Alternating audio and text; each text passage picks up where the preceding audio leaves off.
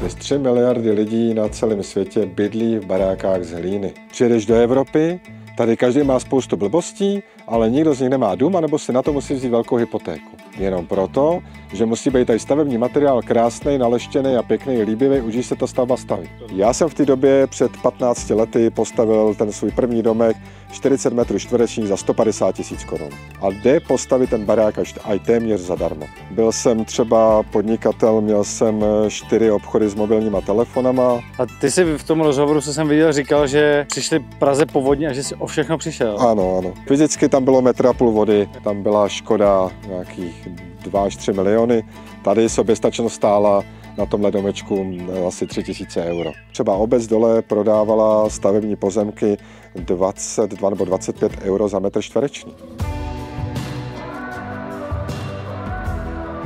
Ahoj, já jsem Patrik Fiala a natáčím o zajímavých nemovitostech. Dneska ta prohlídka bude opravdu výjimečná, opravdu speciální. Něco, co jste u mě na kanále ještě na 100% neviděli. A to z toho důvodu, že si uděláme prohlídku nejenom jedné nemovitosti, ale hned celé vesnice. Protože ta je právě na prodej. Nachází se na hranicích Česka a Slovenska, respektive už za hranicí, protože je pár kilometrů na té slovenské straně v obci Štefanová. A není to ledáká vesnice, je to ekovesnice, respektive pokud chcete tady na Slovensku ekoosada. Je plná domů z přírodních materiálů, postavený vlastníma rukama, tak jak se to dělalo dřív, hezky po staru, z hlíny, slámy a třeba i dřeva. My se podíváme dovnitř, celou si ji kompletně prohlédneme, podíváme se do těch domů a samozřejmě si i vyslechneme příběh majitele, který to nejenom stavěl, ale který to zároveň i žije, asi to tak můžu říct, a taky nám třeba řekne, proč to vůbec prodává. Pojďme se společně podívat.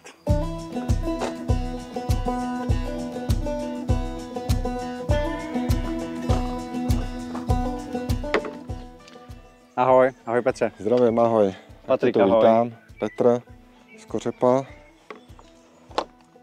Tak tě vítám u nás v ekovesnici, nebo v ekoosadě, jsme na Slovensku, tak tady tomu říkáme ekoosada, vesnice to na Slovensku nemají. Projdeme si asi postupně domečky, jeden, druhý, třetí, a ty se mě asi ptej, co tě bude zajímat. Já můžu vyprávět o konstrukci, o životnosti, o tom, jak ty domečky fungují, že jsou nízkoenergetický, že si vyrábíme tu elektřinu a další zajímavé věci.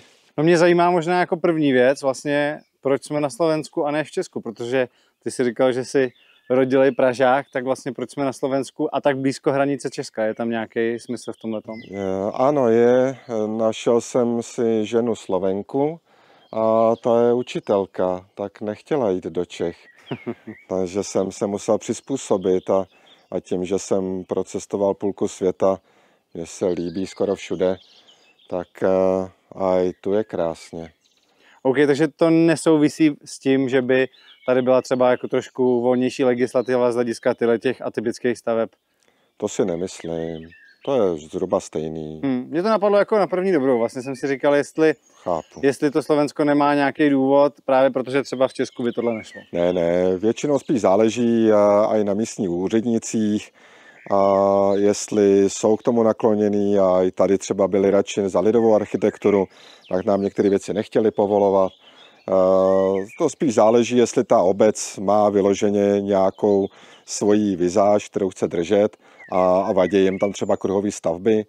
A tím, že je tady to chákaočko, tak spíš naopak s tím tady potíže byly, že to prosazovat bylo složitější než ve vesnici, která není v chákao.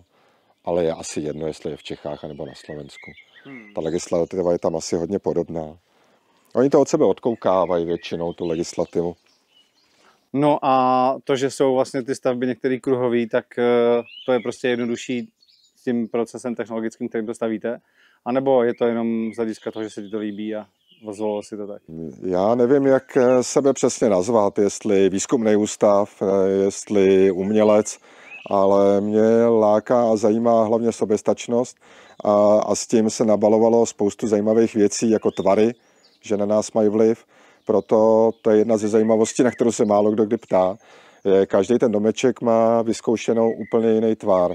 a podle bioarchitektury. Tohle to jsou 2 šestiúhelníky třeba, střechou je to stvořený, vytvořilo to takový tvar srdce, proto mu říkáme domeček srdce. Máme tady třeba altán, se pak budeme podívat, ten je 5úhelník, tam tě zase napadají jakoby tvoření, že posedíš chvilku a hned máš nápad, jdeš něco na zahradu tvořit. Šestiúhelník je pevná struktura, třeba hranatý obdélník, běžný domek, který se staví, je pevná struktura, ale vytváří u lidí pocit hranic a omezení. A šestiúhelník je pevná struktura, ale nevytváří pocity hranic a omezení.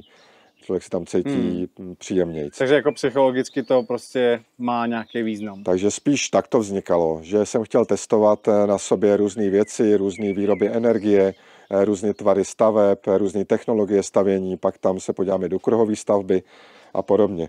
Takže asi trošku to tady asi stmaví, pojďme se podívat dovnitř. No a proč je tohle tak tmavý?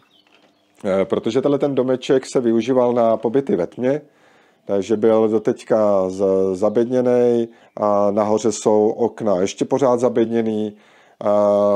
Stromy jsou tu, tady je vlastně před oknem velká moruše, velká hruška, takže ty stromy vytvářejí to stínění. No. Až jsem tady mohl možná rozsvítit. Pobyty ve tmě, teda to jsou takový ty klasický, jako jsme slyšeli, že různí influenceři z města sem chodí, jezdí na retreat. To znamená, že ty tady úplně jako zatemníš, všechno zavřeš a ten člověk tady je nějakou dobu. Jo? A my máme vyloženě domeček vybudovaný na pobyty ve tmě. Tam se budeme podívat. Ten je maličkatý, je nějakých 12 metrů čtverečních.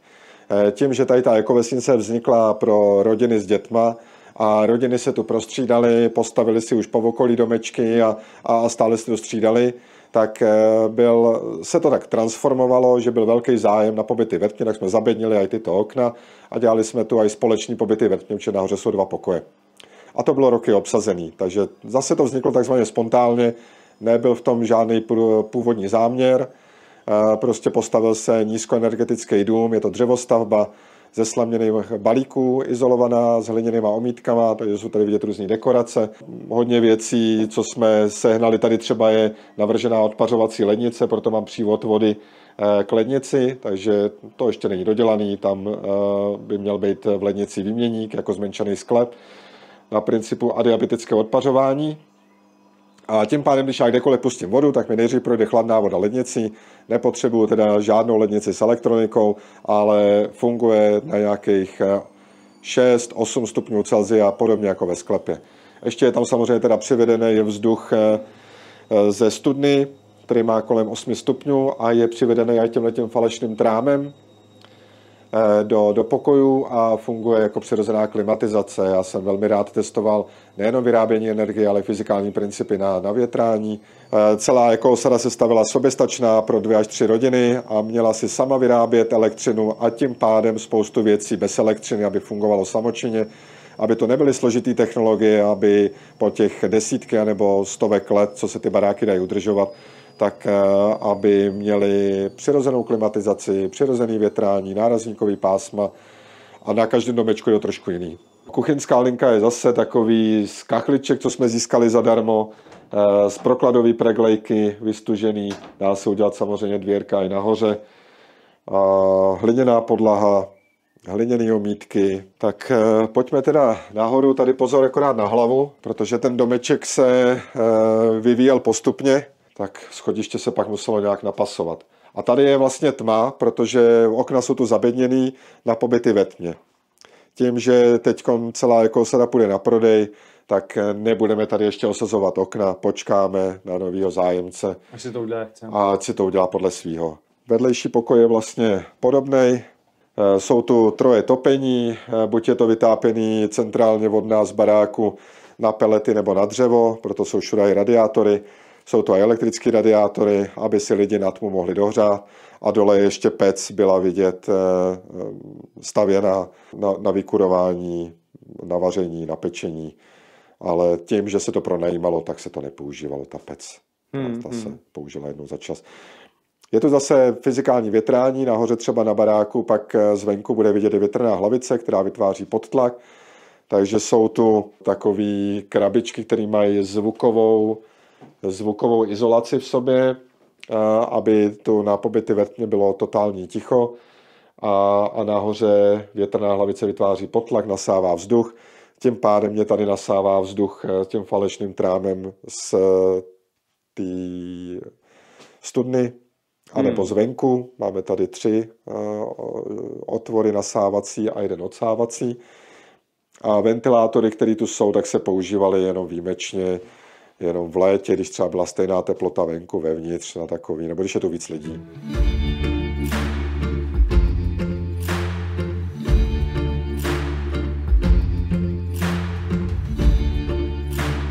To mě vlastně i zajímá jako obecně tady ten projekt ekovesnice nebo ekoosady, jak říkáš tady na Slovensku. Co tě k tomu vedlo? Vlastně jako se odstěhovat, jestli to můžu říct, mimo civilizaci sem do přírody a stavět tady vlastně touhletou formou takovýhle domy, netradiční, atypický, jinou technologií, je to prostě za jiný peníz a vypadá to jinak. To jsou nesouvisející věci úplně. Ten začátek byl o tom, že jsem se dozvěděl o nějakých ekovesnicích ve světě a o nějakých permakulturních zahradách.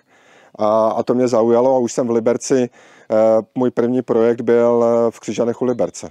Tam jsem navrhoval pro obec na nějakých 6-10 hektarech. Byli 3 majitelé pozemků, 40 domů tam mělo vyrůst, domov důchodců, takový to propojení sociální s obcí, právě to nemělo být mimo civilizaci. Jo, mělo to být v obci, normálně developerský projekt, kde měly být nějaký zdravý bydlení, nějaký přírodní domy, většinou krytý zemí, protože pod zemí máš většinou nějaký 2 metry pod zemí máš většinou konstantní teplotu, která se dobře využívá. Přírodní domy znamená co teda? Dřevo? Tak v té době ty domy krytý zemí spíš byly z betonu, krytý hlínou. Třeba, když se tady otočíme, tak tam je vidět betonová garáž, která je komplet z betonu, vevnitř má sice hliněný omítky, ale jinak je to barák z betonu a je takhle přehrnutý hlínou. A ty ho zvenku nevidíš. Zepředu je vidět garáž a možná barák, tam mívá prosklený prostory, okna a podobně. A to mě lákalo vždycky daleko víc. To, že jsem se dostal k slaměnohliněným domům, byla nějaká v té době cesta, že jsem potřeboval stavět domy, potřeboval jsem postavit dům, neměl jsem na to finance. A kamarádka postavila dům za nějakých, nebo známý za nějakých 80 000 korun i se slunečníma kolektorama. V jaký době? Tak to bude už nějakých 20 let. Za 80 000 korun. Já jsem v té době před 15 lety postavil ten svůj první domek 40 metrů čtverečních za 150 000 korun.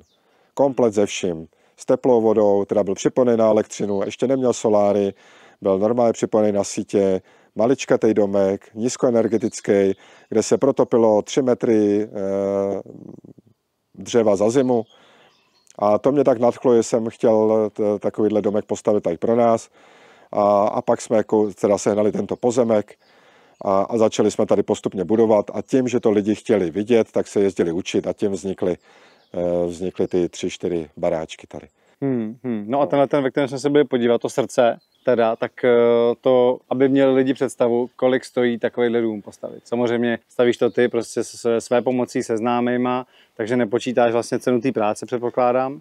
Právě, že tohle je dobrý hned na začátku rozdělit a hned říct, že ten barák je samozřejmě drahý. Rákosová střecha je drahá, křivý stěny jsou samozřejmě dražší než rovná stavba. A to, že já ho postavím za pár šupů, je proto, že to dělám své pomocí a materiál scháním zdarma. A na to dělám kurzy, mám i kurz, jak postavit dům do 500 000, protože pak si tady ty velké prosklené plochy, to jsou trojskla, které stály v té době 2000 korun a já jsem šel k výrobci a on mi je nechal po 200 korunách, protože je zrovna nikdo neodebral. Čas mají praskliny, ale tím, že jsou to trojskla, tak jsou normálně funkční.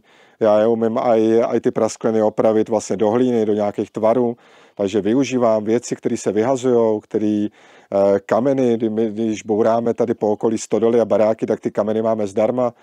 Koupíme akorát cement, cementovou spárovačku, hlínu na hliněné omítky, tu kopeme jezírko a máme zdarma. Takže na pasivní dům se dostat je poměrně snadný, když chcete se dostat na pasivní. Je potřeba jenom přidat izolaci, přidat technologie a dostanete se i na pasivní dům. A já tím, že jsem v Himalájích viděl domy na vlastní oči, který tam má chrámy, který tam stojí 3000 let a dají se lehce udržovat, opravovat, tu hlínu vždycky rozmícháte, opravíte a i praskliny, protože samozřejmě, že to pracuje.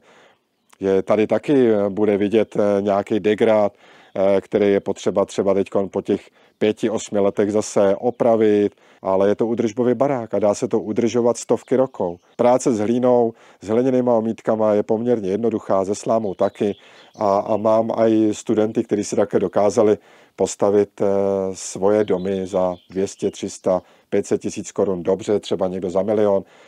Taky už přemýšlím, jestli to nezměnit, ten kurz, jak postavit dům do 1 000 000, protože hodnota peněz tak rychle klesá, že já ten barák dokážu postavit furt za směšný peníze, protože já stavím z materiálu kolem sebe. Na běžném baráku kolem 100-120 metrů čtverečních je třeba 5000 člověkohodin. A takovýhle malý domeček kolem 50-70 metrů čtverečních už bude mít třeba kolem 2000 člověkohodin. 2500 člověkohodin. To je obrovské množství práce a času. Chci 100 metrů čtverečních barák, tak dneska stojí zhruba 50 000 korun metr čtvereční. A je jedno, jestli stavím z přírodních materiálů, z betonu a nebo z purpěny. Ale to učím na kurzech, že chcete si postavit dům své pomocí, jde to, je to příjemný a vám na to lidi přijedou pomáhat a jde postavit ten barák až téměř zadarmo. Jo, no určitě, tak samozřejmě samotná stavba je teda nějaká otázka, ale pokud by si postavil takovýhle dům do 1 milionu, dejme tomu, do 1 milionu si postavím dům své pomocí, tak na základě tvýho kurzu, tak ale třeba 2 miliony mě bude stát ten pozemek. To záleží, kde chceš bydlet, no, protože samozřejmě, že, nebo kde chcete bydlet, protože u měst a tam, kde je dostupná nějaká školy a nemocnice, tak jsou stavební pozemky samozřejmě drahý. A tady na Kopanicách jsou pozemky poměrně levný, když už taky rostou na ceně. Jako tak, i stavební pozemky prostě. I stavební pozemky, třeba obec dole prodávala stavební pozemky 22 nebo 25 euro za metr čtvereční. Pojďme se podívat dál, pojďme se teda podívat tady do toho domu, který je největší. A ty si říkal, že to je teda tvůj dům, kde bydlíš ty, s rodinou. Ano, tady bydlíme s rodinkou a vlastně, když se prochází, tak jsou vidět všude soláry.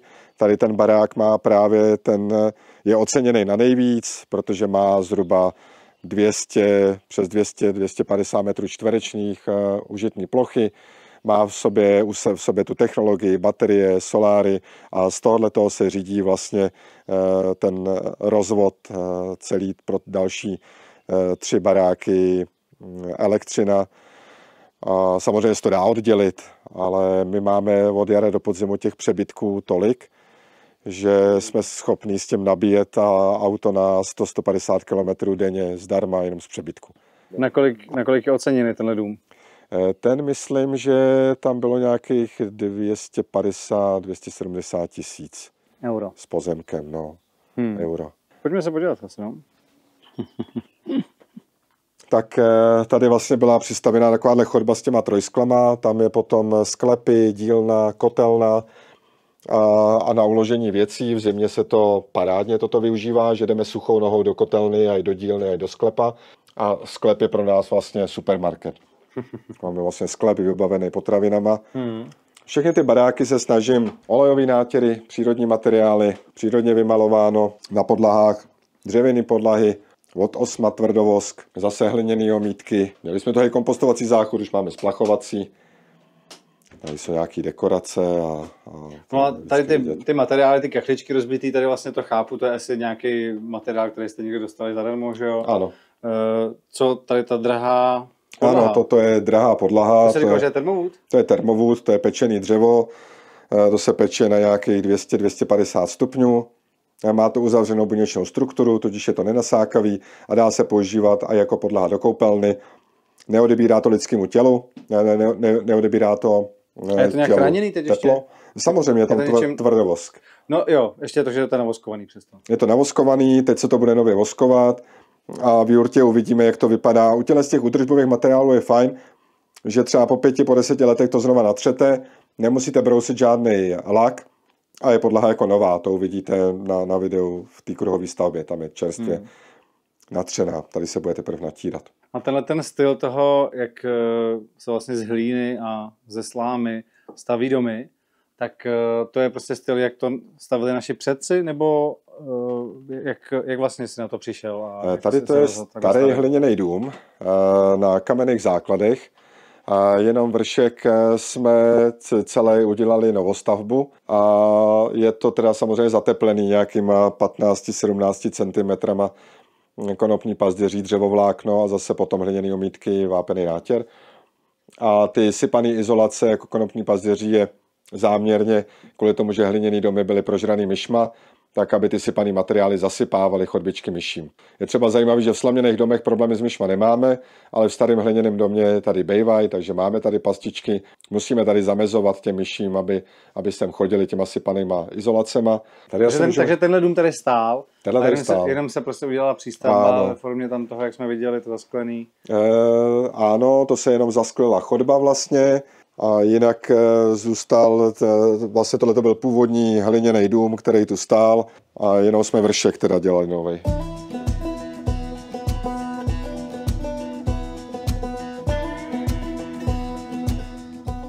Tady to už je teda novostavba s nějakým prosklením, zase jsou všude trojskla, balkon s výhledem na tu ekoosadu nebo na tu osadu, která je tady po okolí. Před náma akorát jsou kurník, skleník, tady jsme měli slépky, zvěratka, který jsme dali pryč, je tu i holubník, ale už jsou holuby a slépky pryč, je to nachystaný, aby si lidi mohli pořídit svoje zvířátka. Tady jsou vlastně my v těch domech ostatních je vidět, že jsou hnědý omítky, tady to jsou taky hliněný omítky, ale jsou bílý, z bílého písku, bílého kaolínu, a míchali jsme si to sami, zase v celé ploše aj natahovali, aj vyráběli. A i ten nábytek z dubu a z různých trámů, kromě teda posteleta a toho nábytku, to jsme měli, ale je tady po stěnách zabudovaný nábytek, který jsme tu vyráběli. A tohle to je celý novostavba. Je to zateplený nějakých 24-25 cm lněný izolace přírodní. Díky tomu se to v létě tak nepřehřívá, většinou tady ta teplota stoupá na těch 25-26 stupňů. Nestává se nám, že jako u minerální vaty, která se přehřeje kolem 2 hodin, že by se to přehřívalo na nějakých 30 stupňů Celsia. Tohle je velký dětský pokojík, kde teda má nějaké věci. Tady potom je posilka, co má druhý syn. Tady mě teďko nenapadá nad náma, akorát jsou ty baterie a solární systémy. Ještě je tu šatna, co má žena na uskladnění věcí. Tam je taky zabudovaná skříň. A tohle byla nejoblíbenější místnost pro děti, tělocvična. Vřele doporučuji měkký míčky, měkký meče, mají děti výborný postřeh, jsou většinou kapitáni vyvíjený a podobně, protože dle ty přirozené hry přirozeným způsobem rozvíjeli jejich pohybové aktivity a i přesto, že sedějí u počítače jako běžní děti a u mobilu, jak je dneska normální, tak si to uměli a s radostí si to střídali s touhletou tělocvičnou a 15letý syn už i si chodí do posilky a chodí se věnovat sobě a cvičení. Tak. A tady je potom vlastně teda druhý výstup, to uvidíme zvenku, na ten mostíček a k tomu ohništi, kde půjdeme za chviličku. Ale toto je 15letýho pokojík s počítačem, s postelí, zase dubový nábytek zabudovaný, na míru vyrobená postel a mladý má rád samozřejmě počítače, obrazovky, takže asi takový ten dnešní. Tomu se nevyhneš. Tomu se dneska nevyhneš. Ani v ekovesnici. Taky jsem viděl v nějakém videu, že jsi říkal, že vlastně ty materiály veškerý jsou jako snadno opravitelný. Ano, třeba tady na tom baráku je malý přesah střechy, uhliněných omítek a oni samozřejmě trpějí vlivem deště a povětrnostních podmínek. Třeba do 50 cm je dobrý to obkládat nějakým nenasákavým materiálem kvůli sněhu a ostřikující vodě, takže tam ten spodek může trpět. To si na videu všimnete, že většinou je to obložený kamenem anebo něčím, nebo břidlicí, nebo kachličkama. A tady, kde je přesah střechy nějakých 10 cm, tak samozřejmě, když prší, tak to tady místama trpí, tak se to musí opravovat. A není to nic těžkého, rozdělá se trošku hlíny, navlhčí se, zamaže se, přetře se to vápnem, je to hned opravený. Tak, tohle je teda hliněná jurta. Je to slaměno-hliněný kruhový domeček, 8 metrů v průměru, to znamená 50 metrů čtverečných. Je to teda nízkoenergetický barák, protopí se tu zase kolem 3 metrů dřeva za zimu a vychází to z principu jurty, takže my ji říkáme jurta. Jako tvarově, nebo i skladbou? A to byla jurta. Původně tam byla plachta. Byla tady normálně plátěná jurta vevnitř, a i stěny, a byly to 2 konstrukce. Ta druhá konstrukce držela tu střechu, která tam je, aby tam mohlo být víc tepelné izolace jako v baráku do stropu, aby mohly být provětrávané mezery a podobně. A za stěnou plátěnou byly jenom slaměný balíky, nebyly nahozený omítkama. V tom jsme žili 2 roky v Senci u Bratislavy a i s malým miminkem. A pak jsme to přestěhovali sem, vnitřní jurtu jsme prodali, ta stojí někde na Vysočině. A já jsem se rozhodl, že právě na to trvalý žití jsou lepší to uzavřít hliněnýma omítkama. V té době do toho šly i myši. Od té doby, co to je nahozený hliněnýma omítkama, uzavřený, tak je to za první nízkoenergetický barák, je velmi špatně hořlavej a od té doby tady nebyly myši. No a ta hlína asi nemůže být ledáka, ne? Není to, že si tam jako vykopnu drn a začnu z toho stavět dům. Můžeš. Můžu? Právě, že ano. A jako musí to být asi nějak dostatečně vlhký, ne? Bych asi řekl. Takže přidáváš tam vodu, nebo? Přes 3 miliardy lidí na celém světě bydlí v barákách z hlíny. Nejvíc Afrika, Asie, chudí lidi se diví, proč my v Evropě, tady lidi proč platí tolik peněz za drahý domy. Samozřejmě staví si chýše, protože tam mají teplo, ale v principu je hlína všude kolem nás. Stavil jsem i v Liberci, kde byl perk, a dokázal jsem to ve staré vaně jenom namočit právě s vodou. Klesnou kameny, pak je jíl, pak je voda. Odeberu vodu, odebírám jíl a kameny vysypu, až odeberu hlínu.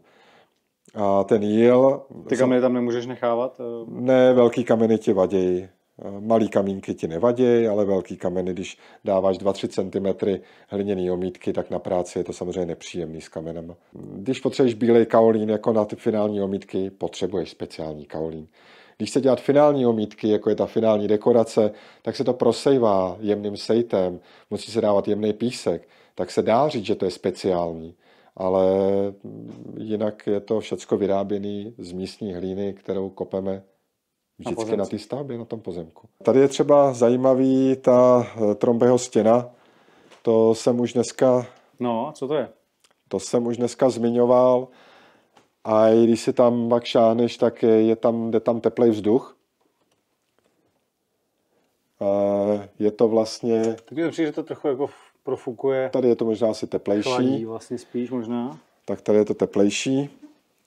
A ono, jak zalejzá už sluníčko... No, tady je to teplý, no. Jo, tady to není tak teplý. Tak je to vlastně tohleto běžný okno, zatím je stěna natřená na černo. Takže tam je sklo. Tam je sklo a předsazená je tam nějaká mezera a stěna natřená na černo. A tím, jak do toho svítí sluníčko, tak samozřejmě prochází teplej vzduch a buď fouká sem dovnitř teplej a v létě, když to chci použít jako klimatizaci, fouká těma otvorama ven, že to zavřu a ten barák vytvoří podtlak a já nasávám vzduch třeba ze sklepa. Máme na záchodě otvor ze sklepa. A to je prostě princip, který se používal dřív. Tohle to třeba ani nevím, jestli se používalo. Trombeho stěna je poměrně novej, že jo, oni dřív ani neměli moc velký prosklený plochy lidi, takže tohle to zrovna není jako starý princip. Fyzikálně to funguje furt na stejném principu, ale teplozdušný kolektory, solární sušičku, až se podíváme venku, tak je využití velkého skla a plechu natřeného na černo. Takže to zrovna nejsou staré technologie. Jo. Je poměrně jako nový využívání. Tady ještě možná do koupelky, záchod je tu zase běžnej. Zóna bez hormonů a antibiotik. My totiž tím, že máme kořenovou čistírnu a z kořenové čistírny si to pouštíme na záhony, tak u nás by neměli chodit lidi na splachovací záchod, který používají nějaký hormony. Takže žena, pokud má hormonální antikoncepci, tak nesmí tady na záchod, protože proto to máme, všechno půjde. ano, máme to i na stránkách napsané, že si radši najdou jiný ubytování, anebo musí chodit ven na kompostovací záchod, tam jsou kompostovací záchody. A ty antibiotika, to znamená, že jako je aktivně nesmí teď užívat, ale když měl někdo před půl rokem antibiotika, tak v pohodě. Jasně, ale antibiotika tělo vylučuje, že jo, většinou do pár hodin, aspoň myslím, hormony taky a ty zrovna i tyhle ty čističky špatně likvidujou. Takže zrovna hormony a antibiotika jsou zrovna takové věci, které se nám potom vracejí zpátky do jídla. A zvlášť, když my tady máme uzavřený koloběh, že si tím hnojíme jídlo, tak nechceme, aby nám jeho někdo hnojil něčím, co se tu nerozloží. Podle mě jsme se narodili v tomhle období a máme si užívat tady technologie a moderní věci. Já nemám nic ani proti moderním domům, ale mě tohle baví, že si to umím udržovat. Já bych neměl ani nic proti izolaci relativně jako purpiny. Třeba polystyren mně přijde hloupost, ten sublimuje, tam nevidím výhody, proč ho používat, ale třeba purpina je zajímavý jako vynález, zajímavý materiál. Jsou i materiály, který jako třeba na střechy, zelené střechy používám EPDM folii, to je syntetický kaučuk, který vydrží 50 let na slunci. A když se podíváme z okna na zelenou střechu, tak vypadá to pěkně, dokážu to postavit s životností na 100 a více let a je tam samozřejmě folie. To, že to vypadá přírodní, je ta folie zakrytá, aby UV záření, který většinou mi ty materiály likviduje, tak aby to vydrželo díl. Ona ta folie vydrží 50 let na slunci, ale když ji zakryju, tak pravděpodobně vydrží daleko díl.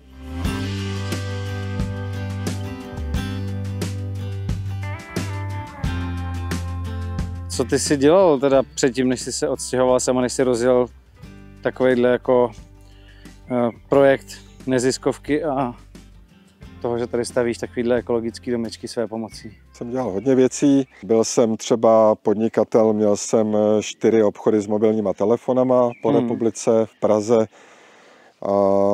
Chceš říct značku, nebo co to bylo za...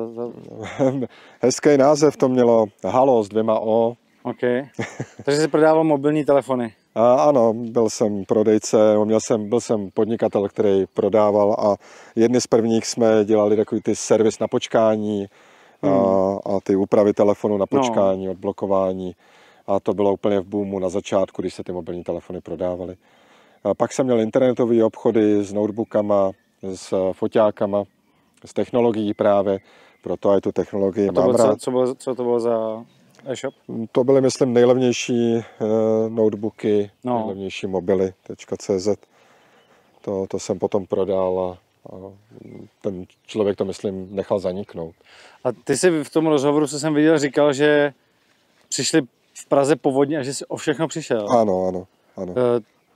To mi zní jako, že jsi měl veškerý cash uložený někde na houseboatu a odplavala ti to voda, nebo pokud jsi měl internetový obchod, jak ti ho může vzít voda? Ne, internetový obchod jsem měl až potom. Jo.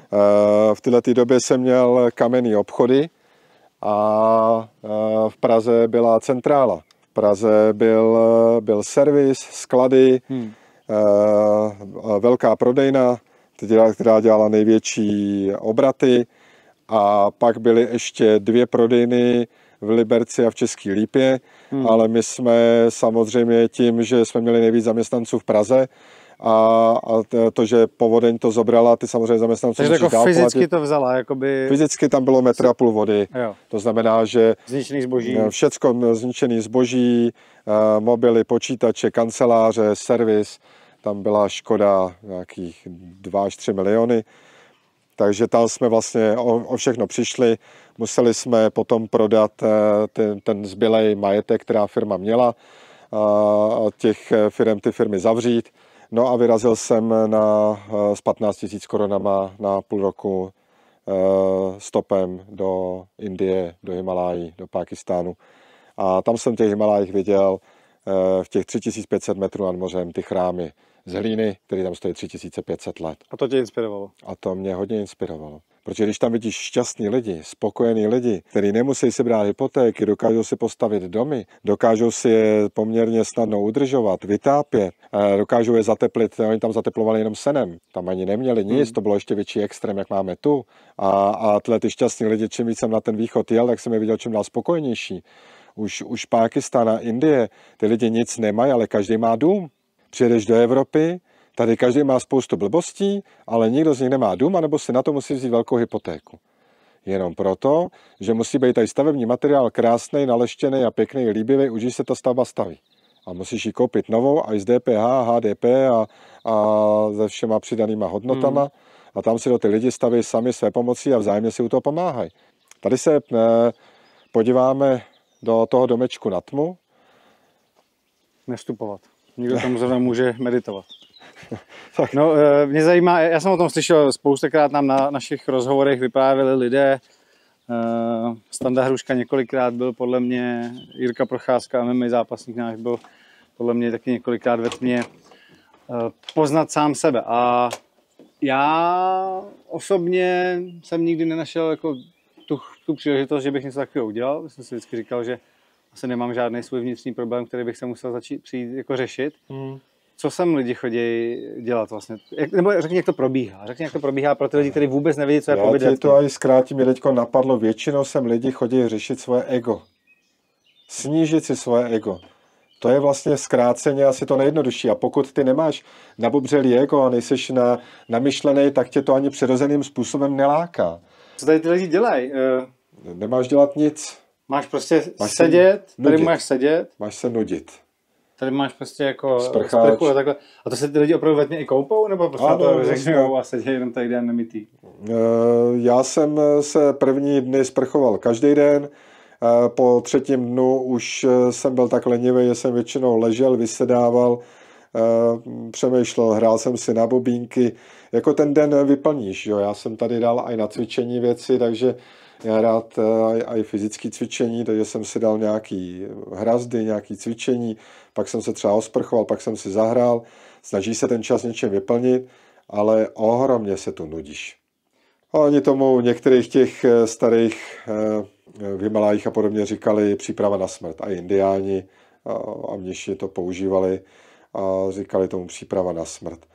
Že ty si tak ponížíš jakoby ego a pochopíš, že je tolik různých věcí a že není potřeba být tak agresivní, není potřeba tolik lpět na třeba nějakým svým záměru, že je lepší se jít věnovat ženě, rodině a pomáhat jim s rozvojem, být jim k dispozici. Tak se tady lidi spíš mění. Tyhle ty změny jsem tady vydával nejčastěji.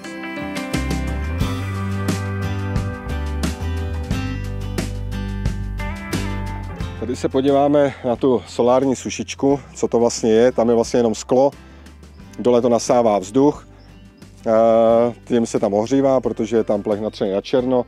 Tady je nějakých 30-35 stupňů. Teplý vzduch vlastně odchází těma mřížkama a tady se dají sušit bylinky, houby, ovoce, křížaly. Ale je to vlastně stejný princip, jako je trombehostina, teplovzdušný kolektor. Je to furt fyzikální princip, který funguje sám, bez ventilátoru, bez elektřiny.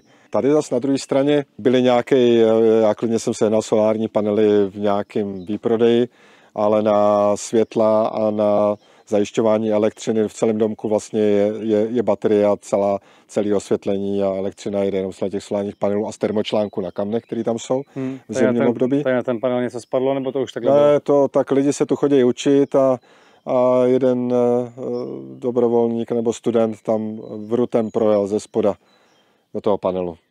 Tohle udělal jeden vrut? Tohle udělal jeden vrut a když učíš lidi, tak musíš počítat s velkýma ztrátama. Tady jsou třeba solární panely, fungují taky fyzikálně, to bylo koupené na bazoši za 500 €, vevnitř je 300 litrový nelezový boiler, nemrznoucí směs, která bez čerpadla, bez elektroniky cirkuluje, že jo, nejchladnější steče, ohřeje se, teplý médium steče do boileru a je hromady teplé vody od jara do podzimu. A v zimním období to ohřívají kamna normálně ten výměník na kamnech. Takže tenhle ten domeček byl vlastně soběstačný jenom z těch pár solárních panelů. Ale ostatní domečky na tmu, kde je vytápění a pračky a sušičky, tak samozřejmě víc soláru, větší baterie, větší peníze. Tady soběstačnost stála na tomhle domečku asi 3000 euro. Ty jsi zmiňoval, že máš ty kurzy, jak si postavit dům do 500 000, teď teda si říkal, že bys možná zvyšoval na 1 milion. Jak je velký takový dům za takovouhle částku, za ten základ vlastně? Tak já samozřejmě můžu inspirovat pouze tím, co já jsem dokázal. A já jsem postavil ten první domek za 150 000 korun. Tam to mám spočítaný a doložený. A i z velikostí, to bylo 40 metrů čtvereční užitní plochy. Tenhle ten domeček měl zhruba 50 metrů čtverečních a když započítáme to spodní patro, tak to bylo nějakých 100 metrů čtverečních a ten vyšel na těch 500 000 korun.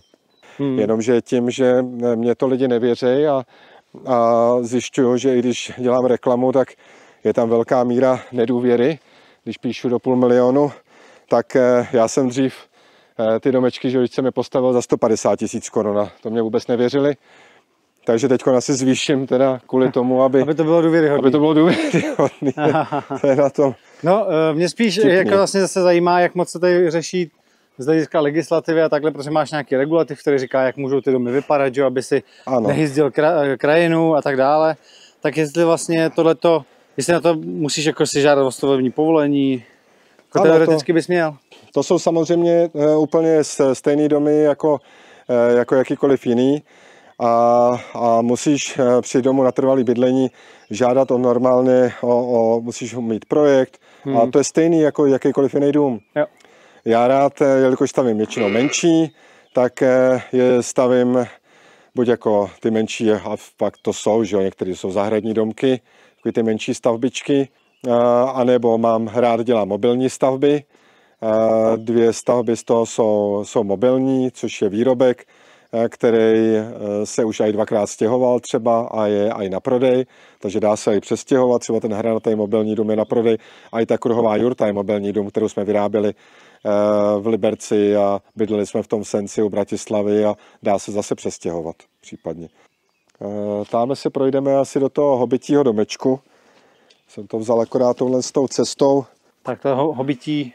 Jo, to byl takový experiment, však je to i v rozprávce Zpěvánkou a Královna harmonie, jak tam tancují ty ježci, jako domeček pro ježky. Postavili tady, bylo 12 dobrovolníků, jak se dá postavit domeček pro bezdomovce a je to celý tradiční technikou, kameny lepený hlínou, hliněný cihly lepený hlínou, hliněný omítky a používalo se to jako sauna, má to normálně krb, všecko z hlíny vybudovaný, je tam jenom jedna postel a jinak se to používalo spíš jako sauna, lidi to občas přespějí, když máme akce, když máme nějaký kurz, to když už tady teď je nás tak málo, tak se to vlastně nepoužívá, už jenom na akcích, jinak to. Takže ten zájem jako o to být tady součástí něčeho trošku opadá. Může to být i tím, že já jsem samotář a jsem se tomu chvilku bránil. Čemu se bránil? Jako tomu, aby tady byly ty akce a lidi? Já jsem měl jeden čas, tím, že tady bylo stále 15-20 lidí od jara do podzimu, tak jsem byl nasycený trošku. Těch prvních 5 let bylo náročný, vzbuzalo mi to nervozitu a podobně. Takže já jsem byl rád, že se to tak přirozeně transformovalo. Pak tu občas právě žili nějaký páry, že se tu prostřídali nějaký rodinky a ty si vždycky něco vedle postavili anebo koupili. A tak se to přirozeným způsobem přeměnilo na to ubytování a na ty pobyty ve tmě. A to ubytování funguje? Jako lidi se ubytovávají? Ano, v létě určitě. V zimě ne, v zimě tu není sjezdovka daleko, takže v zimě je to většinou prázdný. V zimě to občas využijou, lidi to chtějí využít třeba, že to pronajmou na měsíc, na 2, na 3. To je samozřejmě za úplně jiný nájem, že jo? Za běžný, aby si to vyzkoušeli. A v letním období to bývá. To lidi chtějí zažít, vyzkoušet.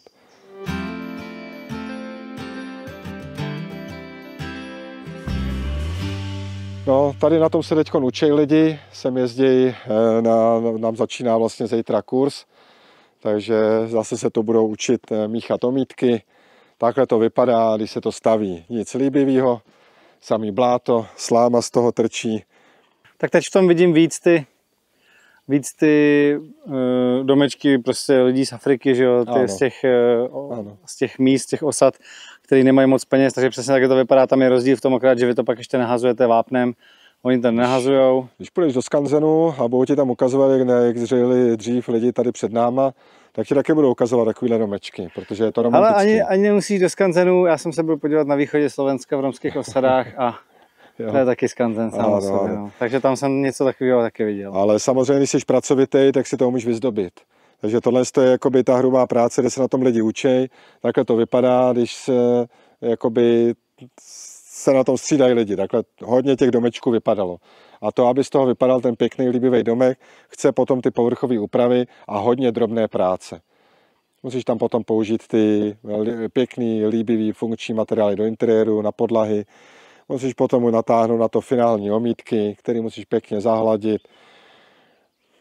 A ještě kopec práce. Hrubá stavba je většinou to nejrychlejší a nejlevnější. Otázka, která napadne vlastně asi jako každého druhého diváka, proč se to prodává? Proč, když jste něco takového vybudoval, proč, když asi jsi tady spokojený, proč to prodáváš? Proč už tady nechceš žít? Já jsem asi jediný z mála, který tady chce žít. A jediný z mála, který tady ve skutečnosti ve finále žiju. To je na tom nejzajímavější, že celý ten sen jsem zhmotnil, vybudoval a rodinka je celý dny dole v dědině ve škole, Zuzka je speciální pedagog, 15 letý jde na školu na Mijavu, ten už jde do města, že jo, tomu už narůstají teď ty sociální vazby městský. Malej 10letý má taky kamarády dole ve vesnici, takže je furt musíme vozit. Byl tady jakoby nějakou dobu na mě nějaký tlak, abych já to pustil, já jsem to jediný pustit nechtěl, ale letos v zimě jsem to povolil, pustil, že dobré, že a jsme chtěli prodat část, že si necháme třeba pozemek tu a nakonec jsem si řekl, však mně se líbí všude. A já jsem stejně šťastný nejvíc na kole v přírodě, tak nemusím se tu starat o ty baráky, nemusím se tu starat o ty zvěrata.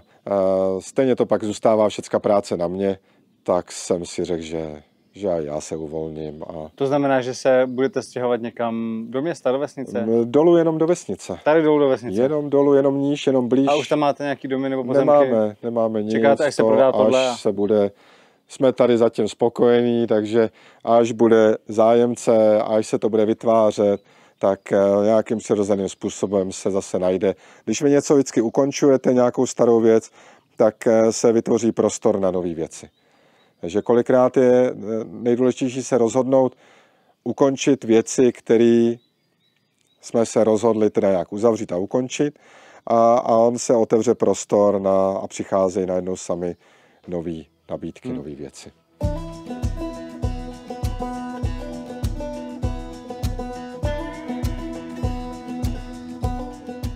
Já bych velmi rád, aby to přitáhlo někoho, kdo by rád pokračoval. Můj záměr je, aby tady bylo zachované přírodní stavitelství, aby tady nevzniklo z toho lunapark, kvůli sousedům, kvůli dobrým vztahům a i tu chceme dál žít. A jsme zapadli do vesnice, tady v té osadě kolem dokola je víc slaměných domů, žije tu už víc mladých rodin, je to taková komunitka, tak bychom rádi, aby samozřejmě se tu nedělaly diskotéky. Ještě do toho vstoupím. Jako určitě bez pochyby tu největší hodnotu to má pro tebe, protože ty jsi to vlastnoručně stavěl. To určitě. Já si myslím, že já v tom vidím třeba i kdyby to šlo v penězích dvojnásobnou hodnotu, než mě bude třeba někdo ochoten zaplatit, ale s tím jsem smířený. Není to nic na překážku. Já to chápu, že v tom nemusí ty lidi vidět takovou hodnotu a rozumím, že já si zase vytvořím svůj ráj na zemi. Takže není potřeba. Tam jde o to, aby rodinka měla zajištěný prostor na žití, takže oni si z toho musí určitě pořídit nějaký svůj domek a svůj prostor na život. Na to si myslím, že vyjde úplně určitě. A já se chystám tvořit zase takový zajímavý projekt v Tanzánii. Takže mně stačí, když já budu mít na začátek, abych zase nemusel všecko od nuly. A co to bude v té Tanzánii? Tam to bude větší československý projekt, takové ekovesnice, s wellness, aj hotelem, aj pro důchodce, aj s domovem důchodců. Já o tomhle s ním už mám takovýhle projekt navržený už 20 rokov a právě se nedá postavit na samotě. Tady u toho videa extra mě zajímá, co si o tom myslíte. Protože je to úplně něco jiného, než jsem doteďka vlastně na svém kanálu prezentoval, to jsem tam natáčel.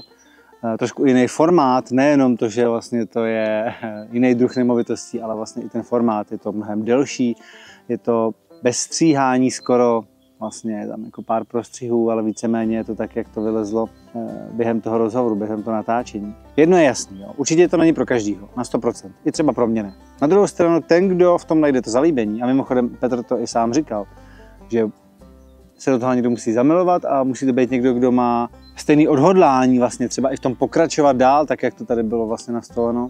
Tak pokud někdo se takový najde, tak to může sloužit dál dlouhá léta. Dobře, můžete někdo bydlet, můžete provozovat nějaké ubytování, můžete někdo provozovat nějaký jako kemp, kam budou lidi jezdit na retreat a tak dále a tak dále. Díky, že mě sledujete. Pochlupte se do komentářů, jak se vám to líbilo, jestli by se vám třeba takových videí líbilo víc. Díky, že mě sledujete, odebíráte a u další epizody. Ahoj.